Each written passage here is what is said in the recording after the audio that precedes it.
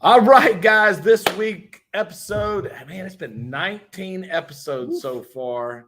We got Sean Dolan here. Thank you for coming on the show. Yes, sir. I appreciate it, man. How the heck you been, man? Good. Good? Doing well. How are you? I'm so busy, I don't even have time for this. Yeah, man. But I got to make time. We got to make time to get people out there in the investment world, get them motivated and get them out there doing real estate, right? Yeah. Today, I just came from a luncheon. The Council on Recovery. Jeff Bagwell spoke. Jeff Bagwell. Yeah.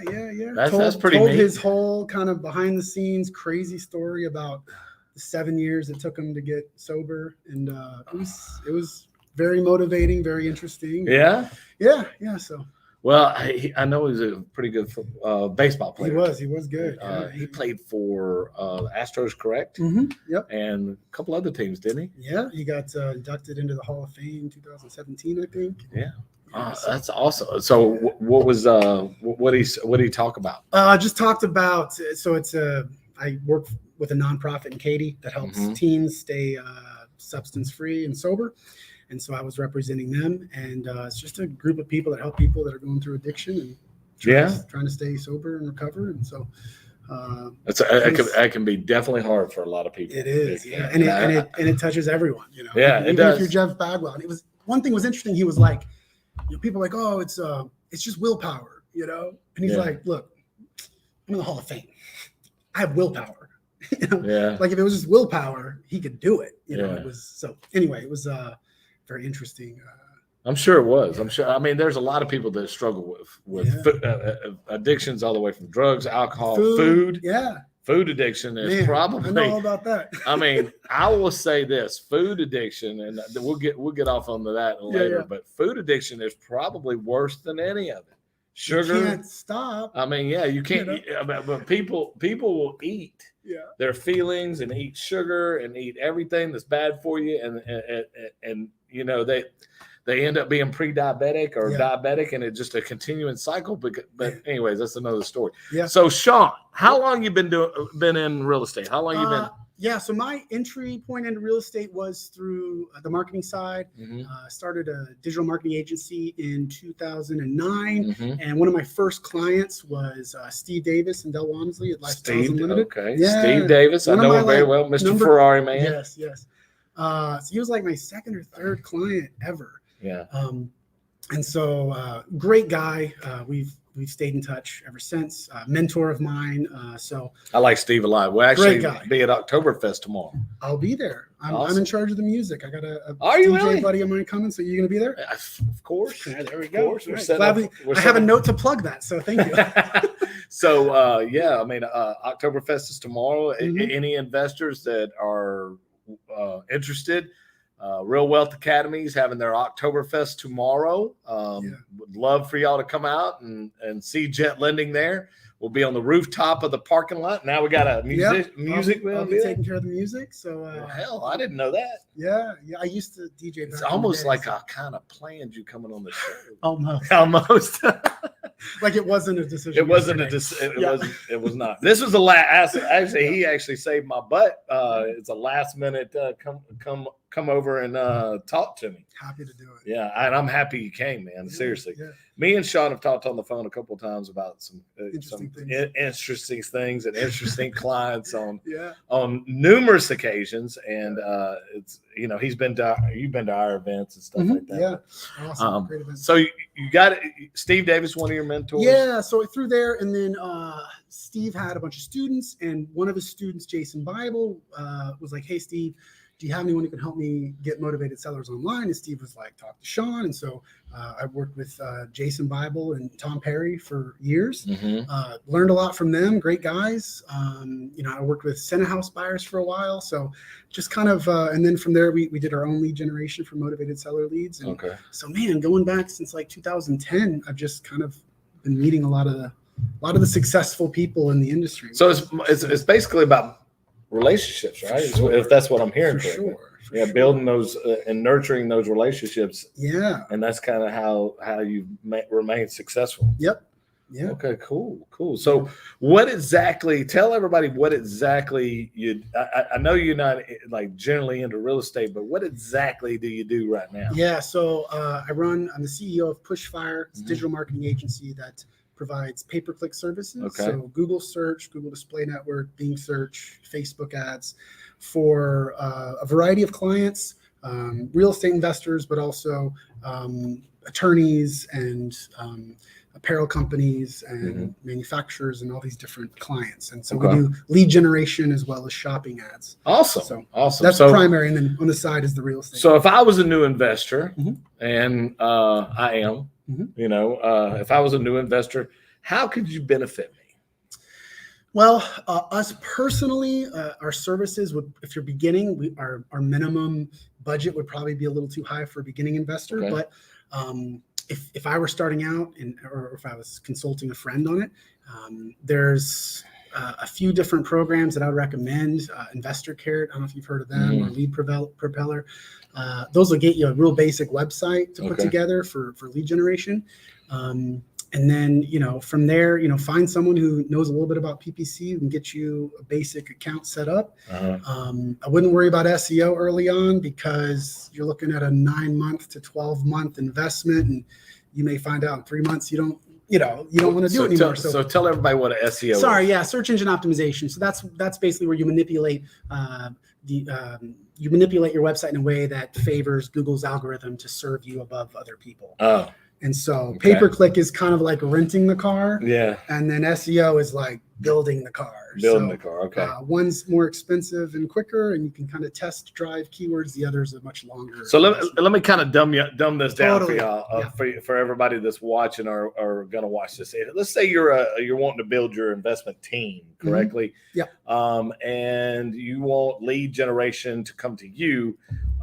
He can develop websites and or landing pages or whatever. Yep. To where when you click on and input your information, it will send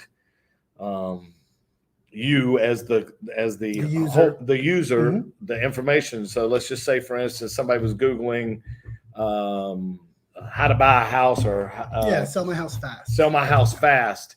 Or we buy ugly houses or something like that. Investors, the pay-per-clicks puts you at the top, right? Depending on how many you want to buy, and you'll be up there with home investors and all of those. And I will say it's expensive. It is. It's very congested, and it's an auction. So the more people are willing to pay, the higher the price goes. Exactly. So But if you're wanting to scale your business, to say, you're a new investor, I know a lot of real estate teams that do this, and it works. I know that for a fact. But if you're a new investor, you could build this to where it's beneficial to you to grow your team, and grow your amount of leads that are coming in. Yeah, and one of the things about PPC for motivated seller leads, in my experience, like working with, various clients, is if they're not going to answer the call, like if you're not going to answer that call immediately, like I wouldn't even recommend spending it, because you could be spending like $60 a click, $50 a click. And if you don't answer that phone, they're going to click on the next ad. Exactly. You know what I mean? So it's like, if you got to have your back end kind of together, and if it's not really together and efficient, then that front end lead generation is maybe you're not quite ready for that. But it's definitely, if you have the team in place, I met a guy once who was in Houston who was spending $250,000 a month on PPC. Oh, and he had just a huge room full of people answering phones. And I'm sure that he's probably like a $1 billion agent or something like that. I mean, yeah. I mean, he seemed legit to me. He had addresses all over That's crazy. the conference room and a full team of people, and the phones were ringing. So I was like, okay, I believed him. Like, yeah, there's probably easily $250,000 a month for one guy to be spending. That's crazy. It's a lot of leads out there. So with that being said, you said you wanted to talk a little bit about anxiety as far as getting started. Yeah. In real estate. let's talk about that a little Sure. bit, because I'm a very, if people don't know me, I get very anxious quickly too. Yeah. I mean, very anxious. This is a very stressful It is environment. Most people do not realize how stressful real estate can be. Yeah. And not that it's a bad thing, but if it's something you enjoy and you're passionate about it, and you know this is something that you want to grow and nurture, kind of like a child, you know, you get anxious about the way it's being taken care of, especially when you start building your team out. And there's no way to like dip your toes in. Yeah. You either jump right in. Yeah. Yeah. So go ahead and tell us. Yeah. I mean, I was just talking to you before, like one of the things kind of over the last couple of years for me, especially I remember knocking on doors and being really kind of nervous. And I remember this one guy, he was like getting out of his truck and just walked up and like, hey, how's it going? And we knew he was on the pre-foreclosure list. And within 2 minutes, I'm in his house. And he's just showing me around. He's a locksmith, had a bunch of keys on his wall, you know. And I was like, oh, that's super cool. I'm asking him questions about being a locksmith. But I always terrified me to like call or do cold calls anyway. So for me, over the last like year, I mean, big part of it was like getting healthy and exercising. Yeah. Right? And like getting my head straight. And I got a personal fitness trainer, and we have a weekly call. And before we even get to like food and exercise, the first thing we talk about is like where I'm at mentally, emotionally, how I feel. Because if that's not taken care of, then it's 1,000 times harder to put the food down or to get to the gym. You know what I mean? It's very interesting that you went there, as far as, because man, I talk about this all the time. Yeah. It's very interesting because I've tried to post motivational stuff, and I've talked about this. It's all about your mindset. Oh my God. When you wake up in the morning, I have my meals planned, because I know that if I don't have my meals planned, and if I don't have this, I'm distracted. And I say, oh, well, here's a little something I'll nibble on. A lot of work to cook. Yeah. You remove all that. Yeah. But so you just remove all of it and meal prep, and you've got your meals planned of what you're going to eat. Yeah. And stuff like that. It's all about the way you begin your day and the way you end it. And you've already decided. You've already decided what you're going to eat. Yeah. You're not waiting until you're hungry to decide. Yeah. You decided yesterday or Sunday. Meal prep. Yeah. Yes. Well, actually, Chris that works here in our office, we haven't come up with a name for her kitchen yet, but I call it Chris's Cajun Country Cooking. Yeah. She does all my meal prepping, and it's amazing. Vegetable and priceless. And it's meats and stuff like that. Yeah. So I don't know if you know this, but I've lost 50 pounds. I heard. Yeah. I've lost 50 pounds since February. So how do you feel? Oh man. How's the anxiety? Anxiety, I will tell you, is better because of my workout. Yeah. And I get that out. Yeah. I saw, now this is very interesting. Okay. And this leads back to anxiety. Yeah. Yeah. An anxiety attack is almost like a very severe workout. Your heart's racing, your muscles are sore, you're, the same physical reaction that you're having with anxiety, you have when you're working out. So when you train your brain to have good endorphins that you're working out and all this stuff, your anxiety levels decrease. So ever since I've gotten back to like my military workouts and stuff like that, because I mean, hell, I got out of the military. I said, well, shit, I ain't got to do this no more. But no one's making me. Nobody's making me get up at 6:30 in the morning and go run and do PT. No, I mean, it was like, at that point in time, I was like, well, I don't need this anymore. And the peer pressure. And all that stuff. Because, if you get a fat boy in the Army, they make fun of you. So anyways, back to you. I'm sorry. So no, that's awesome.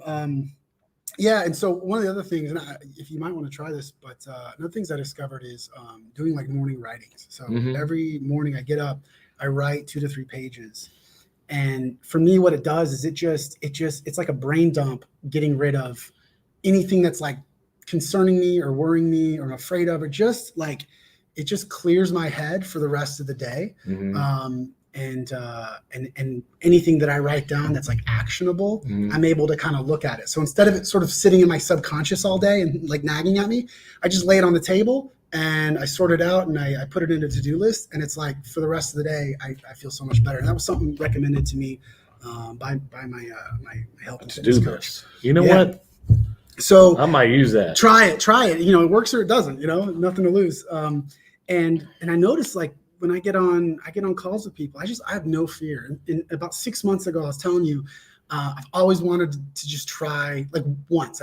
Me and my brother promised one time we'd go up and do stand-up comedy. You know, and that's right, yeah. And it seemed like such a crazy like jumping out of an airplane. It just seemed, and it does feel like that, in fact. But it seemed like such a crazy idea, and like where do you start, whatever. And then about 6 months ago, I watched the Comedy Store documentary, I think on Netflix, and just the culture. And like, it was like, they had like 50 comedians that I knew every one of them that all went through this Comedy Store. And the culture and how they describe what it's like, I was like, man, I got to try that. And I got a book called The Comedy Bible. And like the first page, it was like, step 1, book yourself for an open mic. I was like, hold up. You haven't even told me anything yet. This sounds just like jumping out of an airplane. Exactly. I'm like, whoa, hold on, slow down. Jump out of the airplane. Then, so I did it. And I told myself I'm going to this open mic. And then in the book tells you, it's like, then you're just like, oh crap. Like now all of a sudden you're motivated because you've committed to do it. And you're going to fail. Like you're going to get up there and go, be good or bad. And it's between now and then what you decide to do with your time. So all of a sudden I'm motivated, and man, I just started churning out some silly stuff about my life. And so anyway, 6 months later, this last week, I was asked to be, I'm booked for Rudyard's, which is, you know, it's a well-known comedy club in Houston. I'm there November 18th, doing my first big show, you know, and it's been amazing.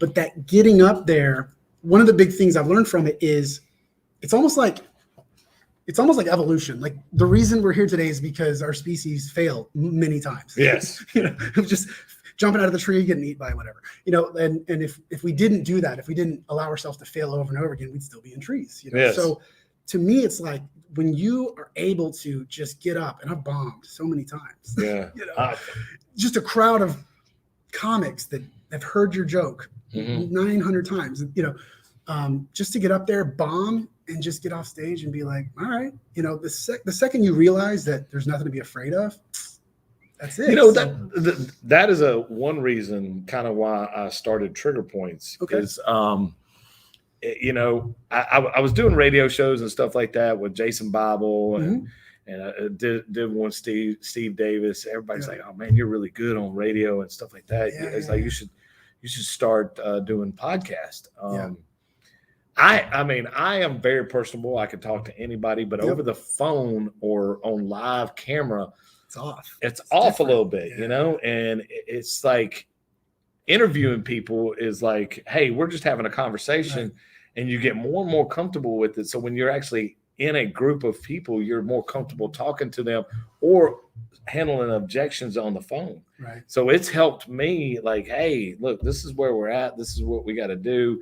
Because you have those, I'm not to be weird, intimate conversations. There's nobody else in here in this room. So and there's like being comfortable, being vulnerable too, like sharing, you know, anxiety and panic attacks and those sort of things. It's I mean, especially for men, but I think everybody, it's difficult to be vulnerable. And when you're on the phone, if you're asking for anything, if it's a job interview, a date, you know, someone to sell you their house, like you're vulnerable. Rejection. Yeah, the fear of rejection. Yeah. Hey, I think everybody it can benefit from fear of rejection, especially in any aspect of your life. Because I mean, and Grant Cardone, we're doing Grant Cardone U,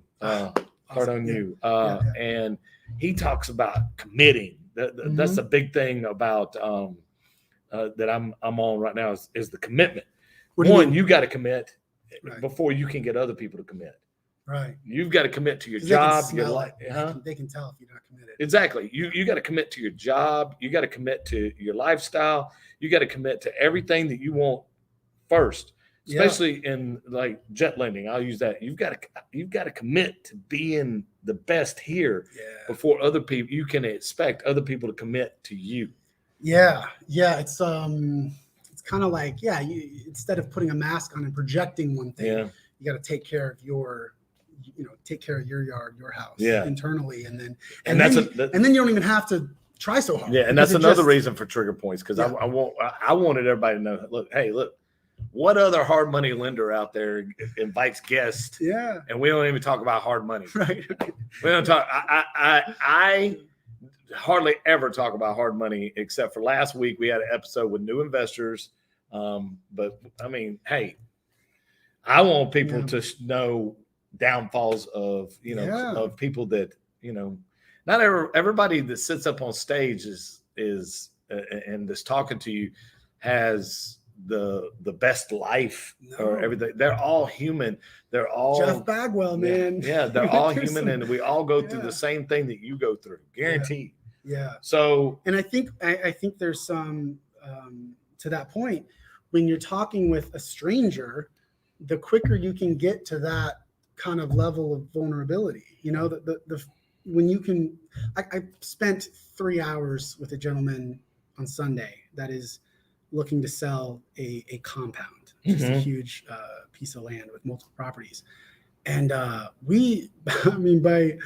the end, we were like best friends. I mean, he was telling me stuff about his kids and his family, and and it didn't take long, it was just a few minutes into it. I asked him a few questions, and he kind of said something and I said something, and we related, and we were fast friends. And so I think that's a big part of that, is not being afraid to, not being so anxious that you can't, identify with people. And well, I mean, I think that's where a lot of people are missing the aspect of getting started in real estate, is that you can't be afraid to fail. No. Look, I will tell you this. I mean, I've failed many times as hell. Who hasn't?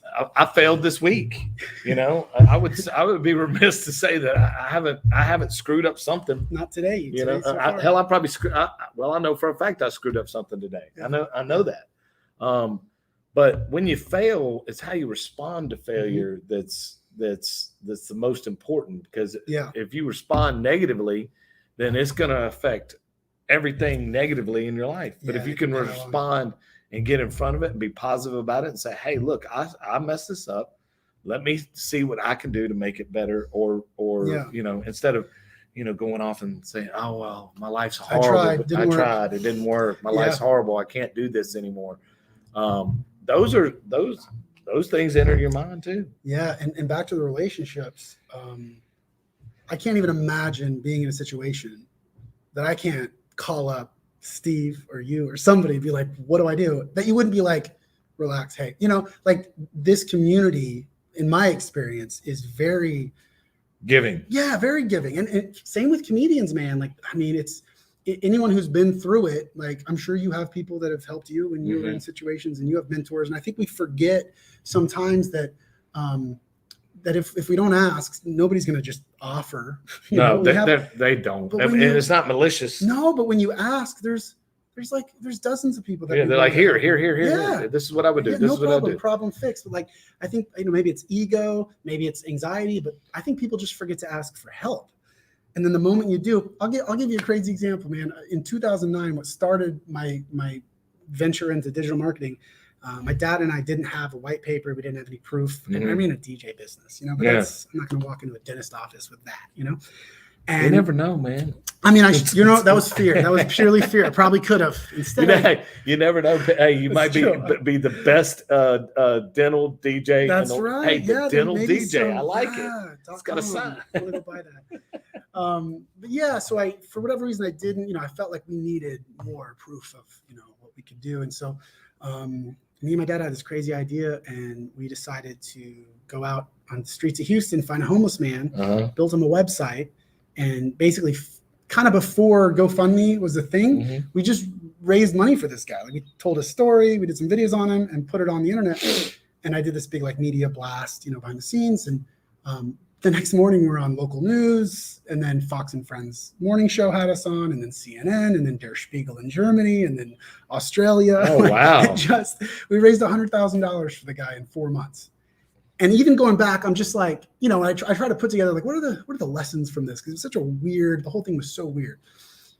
It's if you just ask for help, people will literally the guys in Australia donated $40,000. Oh, wow. They never met me, never met this guy. They saw a video of him for 20 minutes, called us up, said, hey, anything we can do to help. Oh, wow. So like, it's just, if you just change your mentality, like there's people everywhere that want to help you. That's true. That's no matter who you are. Yeah. It could be a homeless guy, and there are people from on the other side of the world that will hand you 40 grand to get, because you're being honest. He's been honest, vulnerable. He needed to go through drug rehab. 40 grand. Those people exist. Yeah. And they're not in Australia. They're like here. You just have to ask people for help. So I think that's a big. I think the ask is probably in any aspect of what we do is probably hell. I mean, worst case they say no. Yeah. No. It's two letters. Yeah. No. So small. Yeah. And it's so small, but it has such a hard impact on a lot. And it would be people. such a nice note too. Like if you're having a busy day, someone's like, "Oh, can you help me with this thing?" The worst case, it would be like, I can't right now, but you know what I mean? Like, I don't know. I just feel like it wouldn't even be a no. It would be a talk to this guy. Yeah. I can't help you, but this person can. Yeah. I mean, I get phone calls all the time, not about real estate, and most of the time it is about real estate and funding, but some people don't realize, well, they've come to realize through this, they'll watch it, say, hey, okay, I've got other avenues that I can help you with. Insurance companies, got relationships with those people. Title companies, got relationships with good title companies. Contractors, I don't recommend any contractors anymore. I got burned really bad with the client. He blamed me 100% for recommending this guy. The guy walked off the job, and I was like, dude, I told you to do your due diligence, and I did. I have the text messages to prove it. I was like, hey, this guy, this is just a recommendation. So contractors, I don't really recommend it. It's a tough one. Yeah, but anybody else that I know has done good work. I have people, hey, do you know this person? Yes, here, call this person. Yeah. And that's why I'm big fans of, real estate investment groups like Total Wealth, not trying to plug them, but just having that community. You are plugging them again. I might do it again. But it's like having that group. It's like you're probably, you're one or two people away from solving any problem. Yeah. You meet a few people. It's like, if you need mentors, if you need education, if you need anything, it don't be afraid to ask. Mm-hmm. I mean, because I've been doing this for 6 years. You've been doing it for how long? 2010. Yeah, so I mean, you've got 11 years under your belt, and you've been very successful. You've had pitfalls, ups and downs. Yeah. Sure. Let's kind of get back to that. Yeah. What do you do when you do have a bad? Let's go back to the comedian thing. What do you do when you have a bad set? Try not to cry. No, man. Like I poured like 100 hours into my first 5 minutes, and then I got up on stage, and they laughed, and I was like, oh, that's amazing, Yeah. And then that was a crowd of comedians. Turns out they were very generous. Oh. I went in front of a normal crowd of people and completely bombed. So I was like, in my head, I was like, what happened? I was like, oh, they're being nice because they're comedians. It's just, it's like a golf clap. They were just laughing or whatever. And then I threw that whole thing away, spent another 100 hours putting new, and now I'm focused on the real audience and trying to get them to laugh. But you get to a point where there's something amazing about these open mics where you see about half of the people get up, bomb. Yeah. And some nights, everyone bombs. Some nights, like it's like, it just feels like everyone in the room didn't take their depression meds that morning. It's just the weirdest feeling, some of these open mics. And so nobody laughs. And so everyone goes up there. It's not like, and you're like, I'm 3 away and the last guy, like everyone's bombs. I know I'm going to bomb. Mm-hmm. And you get up there and it sucks, but it's fine. Like you just go on. And there's something about, it's almost like being comfortable with failure. It just opens up everything else for me. Like anytime I get on a phone call, I'm like, no matter what happens on this call, it's not going to be that. It's not going to be a bunch of people staring at you. And I remember, like, I used to speak a lot in the digital marketing industry, and I was doing my first keynote, and I was super stressed out. I was doing jujitsu at the time. Mm-hmm. Very similar thing where I just remember this moment, like preparing for the keynote and being at jujitsu one morning, like the sun was coming up and I was in a chokehold, and I was starting to lose consciousness, and I was like, the worst case scenario at this keynote, nobody's going to fight me. Like I'm not going to get punched. I'm like worst case scenario. It's okay. And people clap. It's the worst. Yeah. So it's like just having that perspective. I think we get really caught up in, a lot of it is anxiety and what's the worst that could happen? Just you got to make the pitch. Yeah. Look at society today and why so many people have anxiety. I think most people, I'll tell a story real quick. I was in the gym the other day. It's about a 14-year-old kid, 12, 13, 14. I didn't ask how old he was. I'm sitting there working out and he walks up to me. And he literally said to me, first he told me to take my headphones off. I said, "Hey, how can I help you?" And he said, "Do you know if people have good genetics or not?" And I said, "Well, no, I really don't know how to tell. I mean, I just work out." Random question. It was very random.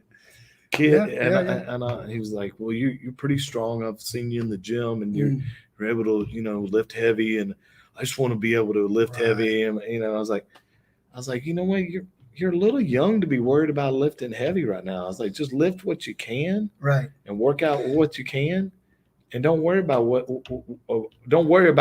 other people are doing. Yeah. He's like, "Well, I see all these guys on Instagram and stuff like that." I said, "Son."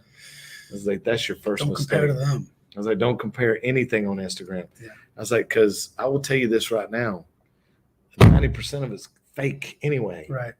I mean, whether it's medical drugs, filters. I mean, they can make anybody look ripped. Yeah. Anybody. And it's just so funny that he said that. I was like, "Son." Yeah. I was like, I don't know. I don't know what's going on. I was like, but 90% of your problem is in that freaking phone right there in your hand. Yeah.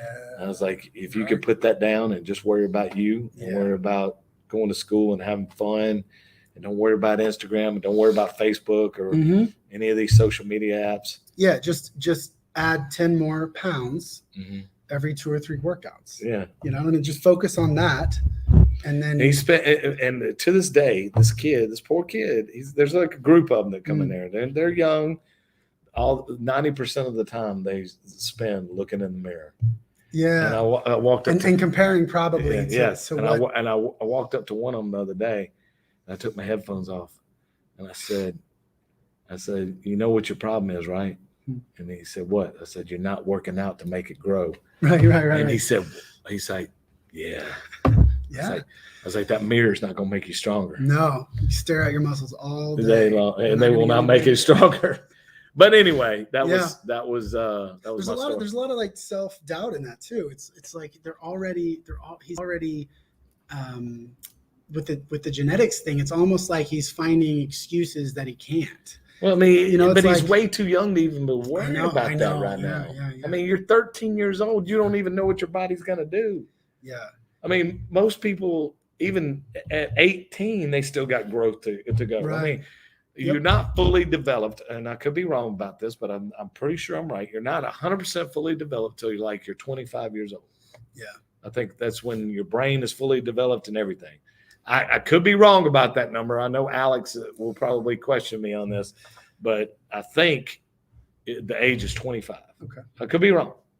So why should a 13-year-old be worried about his genetics? Yeah. So I mean, especially if the worry is in place of the doing. Yeah. If you're not doing it, you're not going to get results. Yeah. So man, it's the same thing. It's like, I mean, you can stare at a list of leads and worry about all the worst things that could happen. Or you can pick up the phone. Maybe I don't have the right script. I gotta make the perfect script. But what's his script? Let me look up scripts. You spend all day crafting a script. Just call somebody. Yeah, just call somebody. Try a script. See if it fails first. I don't use scripts. I'm gonna tell you this right now. They don't work for me because I can't remember them, and then I get anxious, and then I'm like, it's pulling you away from authenticity. It's pulling me away from the authenticity of talking to you on the phone. Saying, look, man, Alex is a lot more eloquent spoken than I am, but look, man, let's just get this damn deal done. Yeah. And I tell 90% of my clients, look, just trust me. I'm going to get it done for you. Yeah. I'm going to get it done the right way. And if you need anything, if you need me to work with you on any aspect, right, let's just do it. And it's worked. it's genuine. It's genuine. Mhm. It works. Yeah. I mean, I don't have to sit here and say, "Hi, I am Rob Trigg from Jet Lending, and I am here to and I am here to lend you hard money loan." You know what's funny is in comedy there will be like people will have good jokes. Mm-hmm. Technically, the joke is funny, but their attitude And delivery is not authentic. And the second a crowd can smell inauthentic, they almost don't laugh despite you. Like it's this very, and I've seen it, it's this very fine line between it's just detecting that whether you're genuine or not. And it just, I've seen it. I've seen I shut people down. I have had a group of people to get. I'm not saying that I'm going to do this, but I've had a group of people, and typically when I've had a couple of drinks, I can pretty much make them laugh. Now they're either laughing because with me or laughing at me. Yeah. But I don't know if I could get in front of a whole crowd and make them laugh. But I just tell funny Army stories. Right. I'm like, do you realize that I spent 21 years of somebody yelling at me to do push-ups? Yeah. And I mean, that shit's funny. You know, like I must have lost my fucking mind. Yeah. How many push-ups? Sure. Yeah, I'll do them. Yeah. Yeah. And to that, I mean, when you're drinking, it's probably like I started taking improv classes like 9 weeks ago. Mm-hmm. And one of the things they recommend is to lead with your foot, meaning that like when you want to jump into a scene, you step your foot forward, and a lot of people pull their foot back. It's like the second your foot goes forward, you need to start talking. Yeah. Because the time that you wait to overthink what you're going to say, now it comes out less authentic. Oh. And if you just say what's on your mind, the authenticity kind of magically carries whatever it is. And even if it's wrong or stupid or silly, it's still funny. Yeah. Because of the way you delivered it. Yeah. So yeah, I mean, it's like I think the alcohol kind of gives you that. You know? Yeah. Well, I mean, I don't drink that much anymore. But I mean, when I'm loosened up, I'm like, do you realize I got paid for somebody to yell at me for 21 years to do push-ups? That was your job. Yeah, that's my job to get yelled at. Like, hey, you do push-ups. Yeah. Okay. Yeah. You were late for work. You're gonna do push-ups. Right. Like, okay. As an adult. Yeah, as an adult, like I'm gonna do push-ups if I don't do this. Yeah. It's a different world. Yeah. But now, I mean, it's funny because now, anyways, Can you imagine your business partner being like, "Bro, you need to do some push-ups." You really screwed up. If I walked into Eddie's office and he like told me to do push-ups, I'd be like, okay, how many? Eddie'd be like, you do 10. Yeah. Okay, shit. I thought you were giving me a challenge. Right. But you know, it's crazy how over a 6-year span, the guy that was sitting in a cubicle back there, nervous as a tick to pick up the phone, and you or him? Me. You, yeah. No, Eddie Gant. No, I'm not. Okay, I didn't think so. No, just Eddie. Sure. Eddie's not my partner. Eddie's Johnny's partner. Mm-hmm. But that guy compared to now, is two totally different people. What's changed? Do you think? Like confidence? Yeah. Doing it. Yeah. Repetitions. That's it. Just, I mean, you close one big deal. You have to like take steps. Like, yeah. Like if you don't risk the failure, you also don't risk the opportunity of it working. And you start, no matter how many failures you get, like once you start accumulating some of these wins, man. Yeah. And it like every month is a bigger win, and you get a bigger win. Yeah. And then once you're comfortable with that win, you want another big win. Yeah. I mean, it's a very rare circumstances that I've got to walk in Johnny or Eddie's office and ask them advice about something now. Right. I actually had to this week because it's something I never dealt with. And Johnny's like, this is how we're going to structure it and blah, blah, blah. I was like, okay, that makes sense. But that's another notch that I don't have to come back to him on the next one because I think I've got a good grasp on it. Okay, well, it's not worth this property is not worth this right now, and it's a unique property, very unique. Yep. So, and I'm like, well, Johnny, the comps don't even show this. He's like, yeah, but they're going to do this, and this. It's going to be a commercial deal, and I'm like, it's a situation he he's a little bit more familiar with. But that's to touch on another point there, you know, like kind of letting go of your ego when it comes to not knowing something. Yeah. And just like, asking for like the help. I used to be terrified when I first started speaking. I was like, what if they ask me a question? Because they do the Q&A afterwards, and I don't know the answer. And like in my head, it was just the end of the world. Like I'd be found to be a fraud. like that's how I imagined it. It was just the anxiety. But in reality, you just say, I don't know.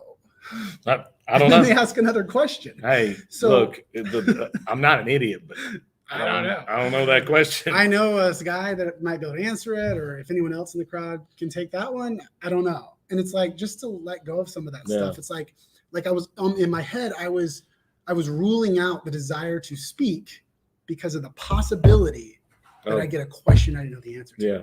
Like if you sit and think about it, that's really hard. Dumb. That's and you beat yourself up about it. You're sitting internally going, oh Lord. Yeah. I would tell you the biggest response that we used to use in the Army if we didn't know anything, and we were always taught this on our promotion boards. I'm not aware of the answer to that question at this time. Great. If you will allow me, I will research it and get back to you. That is the nicest way to say I don't know I've ever heard. Yeah. I'm not aware of the answer to that question at this time. If you will allow me the time to research it, I will get back to you. And on stage, and this just comes from watching other people get questions they don't know. They would say, I don't have a good answer for that, but get with me after the presentation. So it's like a lot of it, whether it's cold calling or anything, or comedy, is watching other people do it. You know, like pay attention to other people speaking. If that's something you want to do, watch someone do it. Like maybe you have a mentor or a friend and you just watch them do cold calls. Yeah. All of a sudden, all of the what ifs and anxieties and fears, you're like, well, that wasn't so bad because you see it versus just trying to imagine it and being afraid to pick up the phone. If you can't do it, get someone to show you, have someone do it. I'm a very visual person. Like I am a huge visual. That's how you learn. Yes, like as a kid, if I can watch you do something, you'll get it. I'll get it. Yeah. Like you just show me one time, I'm like, I don't need you to show me anymore. Right. I've got it. I know how to do this. So visual memorization and stuff like that, I'm good at doing. I ride four-wheelers. That's one of my hobbies. My wife doesn't let me do that anymore. If you're watching Madeline, I'd like to do it more often. Anyways. So long story short, the first time we had to change a broken axle on my Razor, I did not know how to do it. I'm a very visual person, so now I can do it with my eyes closed. Because it's actually a matter of like 10 bolts and that's it. Right. Pull it, put the new one in, reassemble. And it seems so complicated. It does when you look at it, and then you do it. You look back, you're like, oh, I can do this. It's so easy. Yeah. Yeah. Yeah. So, I mean, repetition, and that's what we were talking about. Repetition is the difference between me and 6 years ago. So if you're out there and you're getting started in real estate, or you're scared to get started in real estate, just start repetitions. Yeah, man. It's just like working out. Yeah, hey, the first repetition is always the hardest. I spent 36 years trying to figure out how to get my body to respond to working out, and dieting, everything. And only in the last year have I figured out and seen like consistent progress. And I remember, I think back, like, what did I do that was that different? I would put on so much weight. I would go in and I, like, looking back, and I feel like all the supporting muscles were not prepared. They weren't. So I would get hurt, and then I'd be like, well, this sucks, and stop doing it. So this last year, my personal trainer, I mean, this guy from day one, he broke, like, I was taking such baby steps. I was almost like, what am I paying you for? Like, come on, man. My first week, he said, send me a picture of everything you eat. I was like, wait, what should I eat? He's like, I don't care. Just send me a picture of it. And I was like, I'm paying you a lot of money to send you pictures of my food? Like, okay. Well, 3 days in, I'm like, I can't send him 24 cookies. Yes, you can. I can't send him a sleeve of Oreos, like, so I would eat less. Like, just being conscious. Oh, so he was doing it on purpose. Yeah. Just the fact that I had to now commit and send him a picture of that pie or like whatever, all of a sudden reduced what I was eating. So, I mean, it was that's pretty smart. It's great. Like even I was thinking, if you just find a friend, and I've done this with friends who are trying to lose weight. I was like, for 1 week, text me everything you eat. And immediately just the personal accountability. Cause like you can, I don't know. It's like, you can lie to yourself. If I'm running by myself, I ran 2 miles. I'll do like a 10-minute mile, 2 miles. Yeah. I ran 2 miles. If I'm running by people, knowing you only ran for 5 minutes. If I'm running where people can see me, I run a little faster. Yeah. And I was like, it's just this weird, like if there's accountability involved. So I will tell you, I don't run anymore. No. Like knees or what? No, I just don't like it. Yeah, it's not great. Forced formation runs. I ran for a long time. I can't stand it. I ran 100 kilometers one time. Ugh. I did 100-kilometer ultra marathon. I do not run anywhere. I was hallucinating by mile 50. I'm sure you were. Seeing things, and God was talking to me. It was a whole. It was the. I'm sure you were. I do not. I don't run. I don't run anywhere. I don't jog. I don't do any of that anymore. Yeah, just walk everywhere. I barely walk. Yeah. I don't like it. I do not like it. It's all contributing it's all contributing to that military aspect. Yeah. There's some like being forced to do it. I was forced to do it. It's like cutting a yard. Yeah, and that's not fun running. No. I've never done it in the military, but it doesn't seem like there was high five guys. Every Friday we had either a company, battalion, division runs. It was every month you had a company. Every Friday you had that type of run. Every month you had a battalion run, or whenever the battalion commander just had hey, we're going to do a battalion run. You'd have a brigade run, like once a month. It's not like those are fun. It's not like a cancer run. Yeah. We have cupcakes at every mile marker. But those are fun. Those are fun because you get out, call cadence, and and hype up everybody, and it's fun. Cool. Yeah. But like wake up, all right, go run 2 miles, and then come back. Yeah. No, I don't want to do that anymore. Yeah. No, I understand. Now, if I could get out in front of a formation and call some cadence again, that would be awesome. I I would do that. It's amazing though what the body's capable of, like the mind and body's capable of. I don't know if you've heard of the book "Can't Hurt Me" by David Goggins. I have. Oh my gosh, I read it once and I listened to it, and it's just amazing. I mean, the guy's doing like an ultra a day or something. 30 days. It's that guy's hard. That guy's hard. Yeah, like I read it and I'm like, what am I complaining about? Well, he was a Navy SEAL, wasn't he? All three. Yeah. He got all three. So that guy's like he's hard. He's like inhuman. Yeah. He's just another. Like he wakes up in the morning and just chews on glass. Yeah. What can I do to kill myself today? Physically. Jocko Willink also is very much. That guy's on TikTok. Jocko? Both of them are. But okay. What's David Goggins? Yeah. And I'm like, dude. Yeah. He was sitting on a pier yesterday. I follow him on TikTok. I don't. I should. He was sitting on a pier and he had his hands tied and his feet tied. And he was sitting on a pier and he was talking about fear. He's like, this is one of the things that almost stopped me from accomplishing what I wanted to accomplish. Yeah. He's like, this is the one thing that I could not conquer while I was doing buds. Yeah. He's like, now I do it just for fun, and jumped for breakfast. Jumped in the fucking water with his hands tied behind his back and his feet tied, like bound. And I'm like, and he starts swimming. I'm like, this motherfucker is. I'm sorry, this guy is lost his mind. Yeah, but imagine what that feels like. Yeah, like to jump in water with you. You think he walks in a networking event? He's afraid of who to talk to. That I almost drowned this morning. And I also made myself almost drown. Right. Voluntarily. Drowned. That's so funny. Yeah. So what you got planned for the future, man? Yeah. So this will be my third plug. Oktoberfest is Saturday.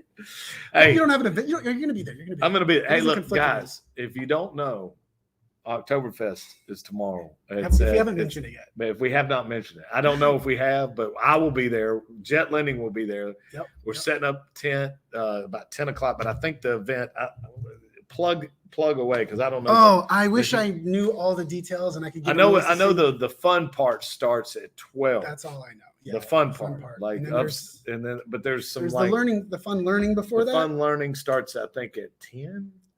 I don't 9:30, 10ish. Anyways, get with Steve Davis in the Real Wealth Academy over there, and they will definitely give you an invite. I think so. You got the Oktoberfest tomorrow. Yeah, Oktoberfest is Saturday, and then on Monday I'm doing my first public comedy sports performance. Doors open at 7:30, shows at 8 down on Preston Street downtown. And then November 18th, I'll be at Rudyard's for the American AF comedy series. It's a great show hosted by Patrick Eady. So what do you talk about? What's your set about? I talk about some random stuff. I observational, some things my kid says to me.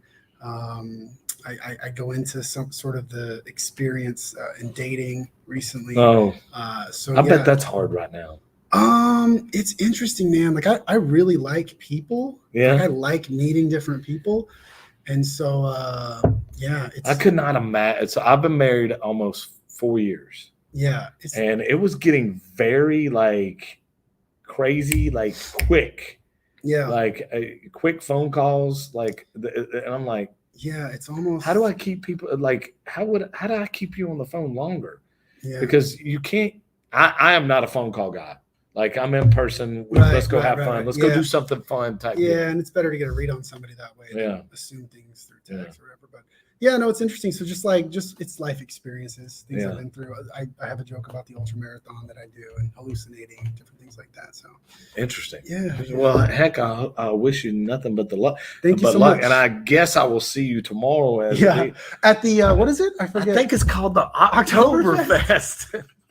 We are going to both be there. That's a coincidence. Yeah. We will both be at Oktoberfest tomorrow on the rooftop of the parking lot of the Real Wealth Academy. So if you're watching this, Total Wealth Academy. Total, is it Real Wealth or Total? Total Wealth. Yeah. They changed it. They did. Oh, okay. Yes. I thought it was Total Wealth. Now it's Real Wealth, or was Real Wealth and now it's Total Wealth? Okay. Either way. So the Total Wealth Academy. Sorry. Hope to see everybody there. Sean, I appreciate you coming on the show. Anything else you want to end with? Anything we didn't cover? I mean, I think we got it, man. Yeah. We talked about Oktoberfest. We're good, man. I appreciate it so much. Thanks for having me. I don't know if y'all know this or not, but there's an event tomorrow called Oktoberfest. We're gonna plug the hell out of that, guys. We deserve like beverage. Steve, listen. If you watch this, buddy, we plugged your event about 15 times in the last hour. So I expect the VIP treatment for me, Alex, Eddie, and Sean tomorrow. All right. But no, seriously, thank you for coming on. Thank you for taking an hour out of your day. I know you're busy. I appreciate you coming on the show. Hopefully people out there can, take some lessons from that. Sure. Tell them how they can reach you. Yeah, you can find me on Instagram at the Sean Dolan, TheSeanDolen. I got a couple jokes on there. I just started using Instagram. So he's a comedian. He's real estate. He does website designs, and he's an all-around good guy. Thank you so much. All around good guy. Appreciate it. Guys, next week, new time, because most people can't make it at 10 o'clock in the morning. So new time from now on will be at 3 live, or you can always watch it on YouTube because we record this and put it on. So, guys, we will see you next week at 3 o'clock. Thanks, and we're out here.